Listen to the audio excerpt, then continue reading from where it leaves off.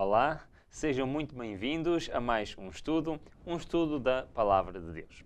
Hoje vamos começar um tema que tem por título Alma e Morte. Vamos vê-lo em duas partes. Primeiro vamos ver em mais detalhe o que é a imortalidade da alma. Vamos refletir sobre este tema importante da imortalidade da alma. E depois vamos ver o estado dos mortos. São temas um pouco complicados, mas com a graça de Deus e estudando a sua palavra, podemos realmente entender o que a Bíblia nos diz sobre a imortalidade da alma e sobre o estado dos mortos. Mas nesta primeira parte vamos nos concentrar então na imortalidade da alma. E queria começar este estudo com uma pergunta. E a pergunta é muito simples. Por que morremos? Porquê é que nós estamos nesta terra e vivemos desde alguns minutos, meses, anos, até 90, 100, 120 anos? Mas porquê que morremos?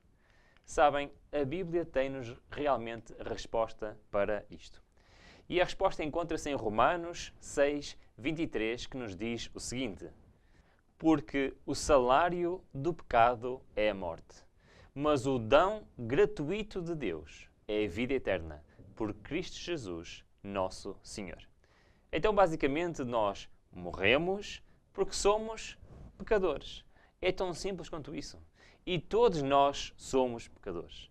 Por isso, todos nós merecemos morrer. Mas, então, onde é que começou esta doutrina da imortalidade da alma? E este conceito que tantas pessoas acreditam de que a alma não morre. Vamos ver onde começou? Vamos ao início da Bíblia. Vamos a Gênesis e vamos realmente ver onde começou esta doutrina. Vamos ler então Gênesis 2,17, que nos diz o seguinte: na árvore do conhecimento, portanto isto é Deus que está a falar para Adão e Eva, e diz: mas da árvore do conhecimento do bem e do mal, dela não comerás, porque no dia em que dela comeres, certamente morrerás.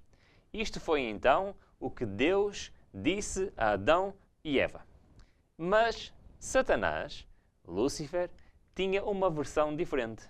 Vamos ver qual é a versão dele? Ele diz assim, então, um pouco mais à frente: então a serpente disse à mulher: certamente não morrereis. Portanto, nós vemos aqui que o problema da imortalidade da alma é algo já muito antigo.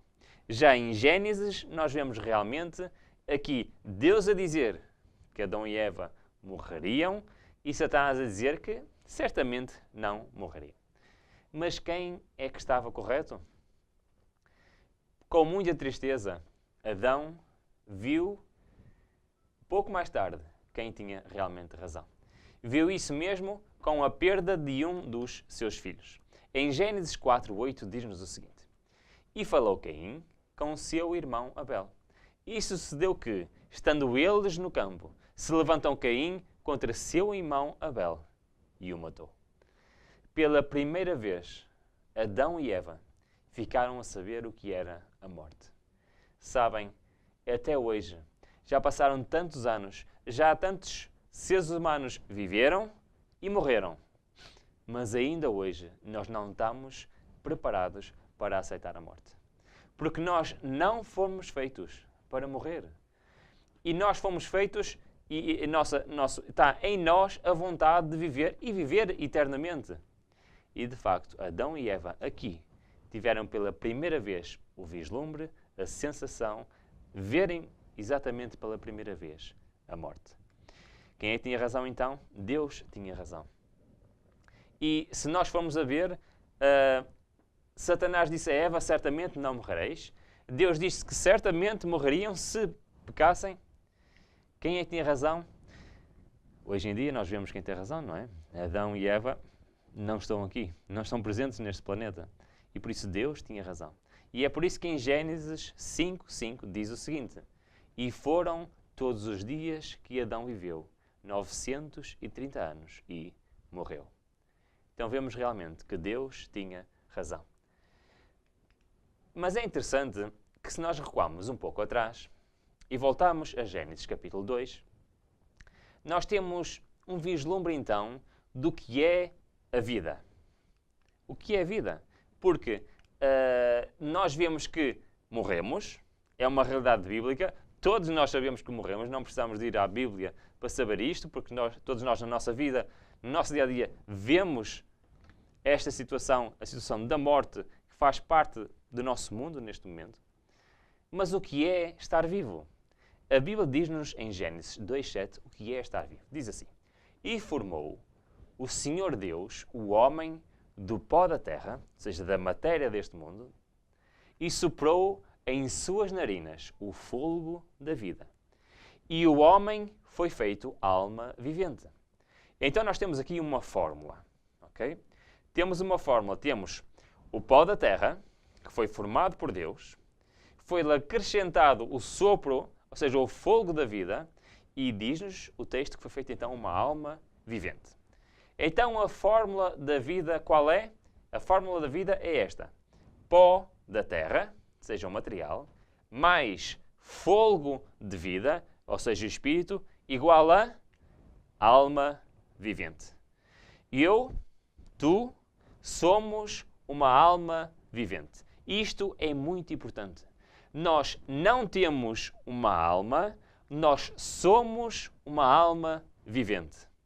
Todos nós somos constituídos por matéria, matéria que um dia voltará ao pó, mas em nós está este fogo da vida, este espírito que nos torna o quê? Torna-nos almas viventes. Então, se isto é o que significa estar vivo, o que é o contrário? O que é a morte? Mais uma vez em Gênesis 3:19, dá-nos a resposta. E diz o seguinte: estava Deus a falar para Adão e Eva: no suor do teu rosto comerás o teu pão, até que te tornes à terra, porque dela foste tomado. Portanto, és pó e em pó te tornarás. Então nós vemos aqui realmente a fórmula inversa. Nós somos feitos da matéria deste mundo, temos então em nós o fogo da vida que faz de nós alma vivente. Mas um dia voltaremos para o pó da terra. Em Eclesiastes dá-nos mais pormenores e diz-nos então que todos vão para um lugar. Qual é esse lugar? Todos foram feitos do pó e todos voltarão ao pó, exatamente como vimos em Gênesis. E acrescenta mais em Eclesiastes, no capítulo 12, que nos diz o seguinte: E o pó volta à terra, como era, e o Espírito, ou seja, aquele fogo da vida que foi entregue a Adão, a quando da sua criação, volta a Deus que o deu. Então concluímos que o estar morto, o que é? É exatamente o inverso que vimos de estar vivo. Vejamos, alma vivente, menos o fogo da vida e este Espírito que volta a Deus, igual a quê? Igual ao pó da terra, ao material. Sabem, isto pode parecer um pouco estranho, mas é muito simples. Isto é como temos, por exemplo, uma lâmpada. Uma lâmpada que é feita de vidro, normalmente, de metal, tem os seus materiais constituintes, mas sem a corrente elétrica, sem aquele fogo da vida, sem aquele espírito, ela nunca dá luz. Ela só dá luz quando passa corrente elétrica nela e então se torna uma lâmpada acesa.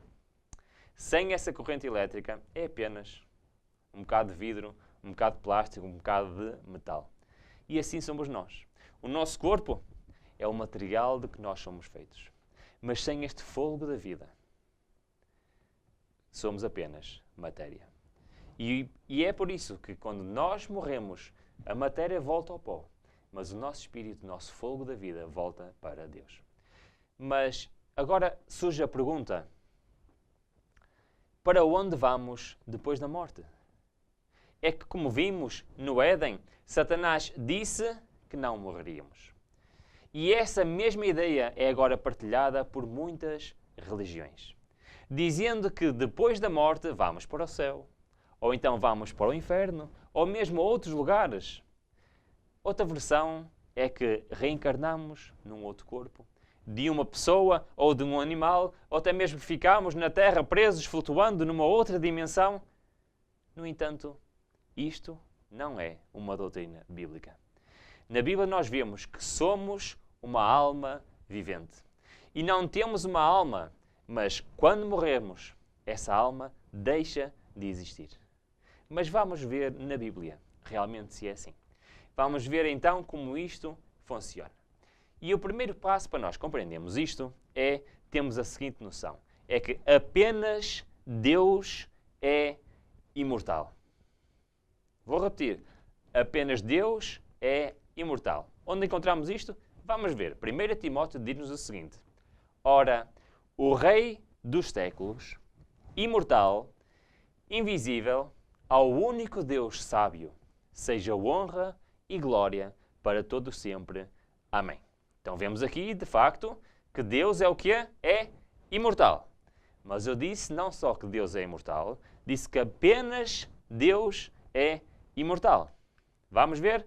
Um pouco mais à frente, 1 Timóteo 6 diz-nos então, a qual, a seu tempo, mostrará o bem-aventurado e único poderoso Senhor, Rei dos reis e Senhor dos senhores. Aquele que tem, Ele só, a imortalidade e habita na luz inacessível, a quem nenhum dos homens viu, nem pode ver, ao qual seja honra e poder sempre eterno. Amém. Então nós vemos o quê? Vemos que só Deus é o detentor da imortalidade. Então o que é que isto nos quer dizer? Será que nós podemos ter uma alma que é imortal? Será que nós somos Deus? Vamos ver. Em João 17 diz-nos o seguinte. Diz-nos, e a vida eterna é esta, que te conheçam a ti só, por único Deus verdadeiro, e a Jesus Cristo a quem enviastes. A Bíblia está-nos a dizer que nos está disponível para nós a vida eterna. Ora, se ela está disponível, quer dizer que a podemos alcançar ou não. Será então que nós poderemos ter uma alma que é imortal? Vamos continuar. João 5 diz-nos o seguinte. E o testemunho é este, que Deus nos deu a vida eterna, e esta vida está em seu Filho. Vemos então aqui que a vida eterna que Deus nos quer dar é aquela que Jesus Cristo nos permite alcançar pela sua morte na cruz. Sabem que só é possível a um ser humano voltar a ter a mesma premissa que tinha Adão e Eva, que era a vida eterna, através do sacrifício expiatório por nós, que foi Cristo na cruz. Só através deste sacrifício nós poderemos um dia voltar a almejar a vida eterna.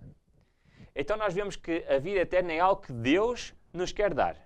Não é uma característica que é nossa. Não é algo que nós temos por nós próprios. E por isso aqui nós vemos que a imortalidade da alma começa a não fazer muito sentido. Nós somos uma alma vivente.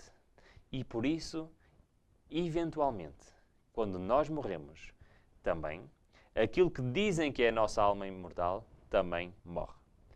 Isto nós vemos em Ezequiel. Ezequiel 18:4 diz-nos o seguinte. Eis que todas as almas são minhas. Como o é a alma do Pai, assim também a alma do Filho é minha. A alma que pecar, essa morrerá. Então nós vemos aqui que a alma não é imortal. Vimos que a alma que pecar, essa morrerá. Mas a Bíblia diz-nos claramente que todos pecamos. Logo, todos morreremos. O que é que isto quer dizer? Quer dizer que, de facto, não existe, biblicamente, uma alma imortal. Existe, sim, pessoas que são, segundo a Bíblia, almas viventes que estão condenadas à morte. Portanto, a alma morre, não é imortal. Mas em Deus, sim, em Deus poderemos alcançar a vida eterna. 2 Timóteo diz-nos exatamente isto, E vamos ler: e que é manifestada agora, pela aparição de nosso Salvador, Jesus Cristo, o qual aboliu a morte e trouxe a vida, e trouxe à luz a vida e a incorrupção pelo Evangelho. Deus quer nos conceder novamente a vida eterna. Aquilo que os nossos primeiros pais perderam no Jardim do Éden, Deus quer novamente nos conceder pela morte expiatória de Cristo na cruz. É realmente maravilhoso este nosso Deus. Este nosso Deus que quer que nós vivamos para sempre. E Ele quer, agora isso vai depender de nós, será que nós estamos dispostos a fazer a vontade de Deus para alcançar esta vida eterna. A nossa alma, nós somos uma alma vivente. Nós não temos uma alma vivente.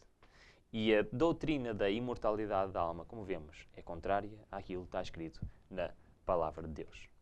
João 5,40 diz-nos o seguinte: e não quereis vir a mim para terdes vida. Então o passo qual é? O passo para termos esta vida eterna, é ir ter com Cristo. Porque só Ele nos pode dar. Um pouco mais à frente, João diz-nos também que o ladrão não vem senão a roubar, a matar e a destruir. Mas reparem, para que é que Cristo veio a este mundo? Eu vim para que tenham vida. E tenham quê? Que vida é esta? E tenham com abundância. Então nós vemos que temos a possibilidade de, apesar de não termos a imortalidade em nós, de que só Deus é que é imortal e que em nós temos o que é a condenação à morte. Pelo contrário, não temos uma alma imortal, mas temos a condenação à morte em nós, porque somos pecadores. Mas então vemos que Deus nos quer oferecer, nos quer conceder a vida eterna. E a pergunta que nós temos que fazer neste momento é: como podemos alcançar a vida eterna? Sabem, eu quero viver eternamente. Será que tu queres viver eternamente? Sabem, para a gente querer, temos de saber quais são os pressupostos, como alcançar a vida eterna. Paulo, e por toda a Bíblia nós encontramos a solução para alcançarmos a vida eterna. E é por isso que a Bíblia é tão importante. Porque é lá que nós encontramos este plano da redenção. O plano que permite, outra vez, pôr o homem alinhado com a vontade de Deus. Em pôr um homem de volta e ter novamente o acesso à vida eterna. E sabem que é muito interessante que muitas pessoas acreditam que podem voltar a ter a vida eterna. Aquilo que Adão perdeu. Adão e Eva perderam pela desobediência. E hoje muita gente acredita que pode voltar a ganhar a vida eterna continuando em desobediência. Ora, se Adão perdeu pela desobediência, nunca vai ser desobedecendo à palavra de Deus que voltaremos a ter a vida eterna, mas sim por uma vida de obediência. Mas vamos ver então o que nos diz a palavra do Senhor. Segunda de Tessalonicenses 4 diz-nos o seguinte: porque o mesmo Senhor descerá do céu com alarido, e com voz de arcanjo, e com a trombeta de Deus. E os que morreram em Cristo ressuscitarão primeiro. Depois nós, os que ficamos vivos, seremos arrebatados juntamente com eles nas nuvens, a encontrar o Senhor nos ares, e assim estaremos sempre com o Senhor. O que é que este texto nos está aqui a dizer? O texto está-nos a dizer que Cristo vai regressar a este mundo. Aquilo que muitas vezes se diz a segunda vinda de Cristo. E Ele vem cá com um propósito: buscar todos aqueles que se salvaram. Todos aqueles que a Bíblia diz são os remidos. Aqueles que viveram uma vida de acordo com a sua vontade e que vão herdar esta dádiva, esta graça que é a vida eterna. Mas reparem bem, e vamos voltar ao texto, porque o texto diz que os que morreram em Cristo ressuscitarão primeiro. E depois fala nos vivos, na altura, na segunda vida de Cristo irá haver pessoas que estão vivas, e seremos arrebatados juntamente com eles nas nuvens. Ou seja, o que é que o texto está a dizer? Está a dizer que quando a segunda vinda de Cristo, vão haver os mortos salvos que serão ressuscitados. E os vivos salvos, que juntos com os mortos salvos que foram ressuscitados, serão arrebatados com eles para as nuvens do céu. Ora, eu queria vos fazer uma pergunta. Se a alma é imortal, para que é que serve a ressurreição?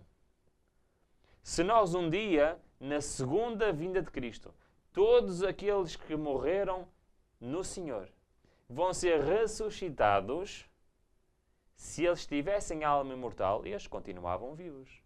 Mas não, não é o que a Bíblia diz. A Bíblia diz que vai haver uma interrupção. Quando da nossa morte há uma interrupção. E só na ressurreição é que a vida irá continuar. Apocalipse 20 acrescenta-nos o seguinte: E vi tronos, e assentaram-se sobre eles, e foi-lhes dado o poder de julgar, e vi as almas daqueles que foram degolados pelo testemunho de Jesus e pela palavra de Deus, e que não adoraram a besta nem a sua imagem, e não receberam o sinal em suas testas, nem em suas mãos. E viveram e reinaram com Cristo durante 1000 anos.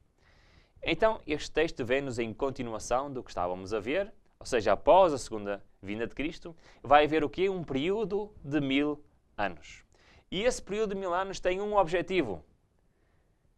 Tem um objetivo de haver um julgamento. Portanto, no dia do juízo final, Jesus vem a esta terra. Começa então um período de 1000 anos. Os salvos que estão vivos neste dia irão para o céu com ele, sem passar pela morte. Os salvos que estão mortos serão ressuscitados nesse mesmo momento e se juntarão aos vivos. Todos serão transformados e viverão eternamente em perfeita harmonia com Deus. Ora, se os salvos mortos vão ser ressuscitados no dia do juízo final, quando Jesus regressar a esta terra, e nesse dia vão para o céu, isso significa que não morreram e foram para o céu na altura da sua morte. Portanto, durante este período de 1000 anos, todos os perdidos continuarão mortos. Ou seja, temos aqui 3 categorias de pessoas diferentes. Temos os salvos mortos, temos os salvos vivos e temos então os perdidos. Isto pode parecer um bocado confuso, mas é assim que a Bíblia nos apresenta como vai acontecer o último dia da história deste mundo.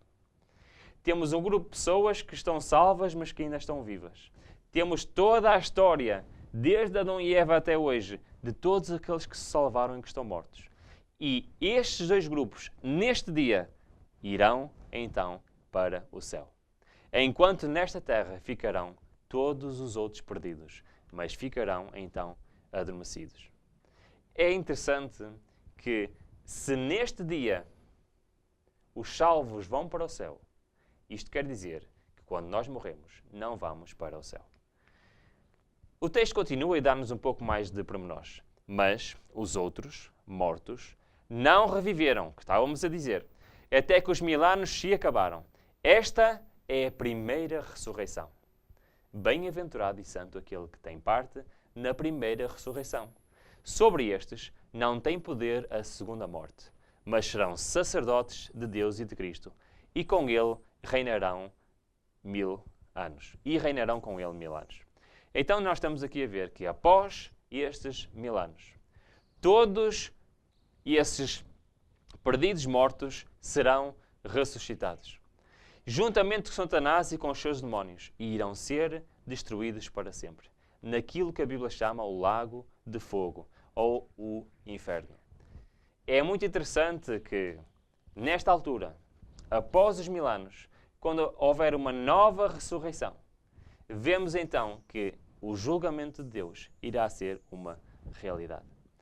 Muitas pessoas acham que quando alguém morre, ou vai para o inferno, ou vai para o céu, ou até para o purgatório, que é um pouco no meio dos dois.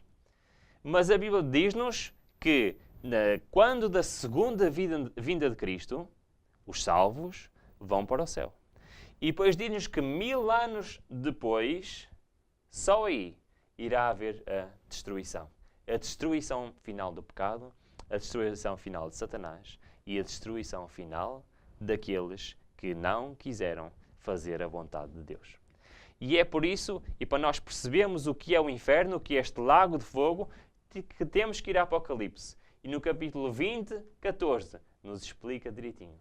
Que nos diz então que e a morte e o inferno foram lançados num lago de fogo. O que é que isto quer dizer? Esta é a segunda morte. Não vai haver um lago de fogo a arder eternamente. O inferno, como nos é mostrado muitas vezes, biblicamente, ele não existe. Não é o lago de fogo que vai estar a arder para sempre, são as consequências da destruição que irão ser permanentes. Ou seja, todos aqueles que não forem salvos serão destruídos neste lago de fogo e estarão mortos para sempre. Esta é a segunda morte. O texto em Apocalipse continua e diz: e acabando-se os 1000 anos, Satanás será solto da sua prisão e sairá enganar as nações que estão sob os 4 cantos da terra, Gog e Magog, cujo número é como a areia do mar, para os ajuntar em batalha. E subiram sobre eles a largura da terra, e cercaram o arraial dos santos e a cidade amada. E de Deus desceu fogo do céu e os devorou. E o diabo que os enganava foi lançado no lago de fogo e enxofre, onde estão a besta e o falso profeta. E de dia e de noite serão atormentados para todo o sempre. Vimos no versículo anterior que este atormentados por todo sempre no lago de fogo é o quê? É a segunda morte, ou seja, a destruição final. Estarão mortos para sempre. Enquanto uns, os salvos, estarão vivos para sempre, os perdidos e aqueles que enganaram os perdidos, ou seja, Satanás e os seus ajudantes, estarão mortos para sempre. Então todos os mortos serão ressuscitados. Os salvos para a vida eterna, os perdidos para a morte eterna. Estas são as promessas da Bíblia. Que uns ressuscitarão para a vida eterna, que outros ressuscitarão para a destruição, para a morte eterna. Então, onde é que conseguimos encaixar aqui a imortalidade da alma? Não conseguimos encaixar aqui a imortalidade da alma. Segundo a Bíblia, diz-nos que a alma que peca, essa perece. E se todos nós somos pecadores, todos estamos condenados à morte. Mas existe esperança. Existe uma promessa de vida eterna. Mas também existe uma promessa de condenação. A minha pergunta, e antes de terminarmos, é: de que lado queres estar? Queres estar do lado daqueles que se vão salvar e viver eternamente, que vão fazer parte da primeira ressurreição? Ou queres estar do lado daqueles que vão estar mortos eternamente, que farão parte, então, da outra ressurreição 1000 anos antes? Existe vida após a morte? Sim, existe. Mas aquela que está prometida na palavra de Deus. No momento a seguir a nós morrermos, não vamos nem para o céu, nem para o inferno, nem para outro lado nenhum. Nem andamos a pairar, mas estaremos aguardando a ressurreição. Mas podemos estar a aguardar ou a primeira ressurreição, a quando na segunda vinda de Cristo, ou a outra ressurreição, a ressurreição para a condenação 1000 anos mais tarde. Isto é o que nos ensina a palavra de Deus. E por isso queria-te deixar aqui a promessa para ti e a promessa para mim. Que Deus quer nos salvar. Deus quer nos dar a vida eterna. E só há um obstáculo. Um obstáculo que nos pode impedir de termos a vida eterna. E esse obstáculo sou eu. E eu sou o único que me pode impedir de herdar a vida eterna. Porque se eu pegar neste livro, se eu estudar as suas instruções, se eu fizer o que está aqui escrito, Deus me promete a vida eterna. E eu queria terminar esta primeira parte, então, com um texto de Filipenses, que nos fala desta esperança magnífica da vida eterna, de Deus estar no céu preparando uma habitação para cada um de nós. Filipenses diz-nos o seguinte: mas a nossa cidade está nos céus, de onde também esperamos o Salvador, o Senhor Jesus Cristo, que transformará o nosso corpo abatido para ser conforme o seu corpo glorioso, segundo o seu eficaz poder de sujeitar também a si todas as coisas. Esta é a promessa de Deus. Isto é o que a Bíblia nos promete. E isto é o que a Bíblia ensina acerca da imortalidade da alma. Por isso eu espero que possas ter esta mesma esperança que eu tenho, de um dia ver com os teus próprios olhos a segunda vinda de Cristo e herdar a vida eterna. Amém.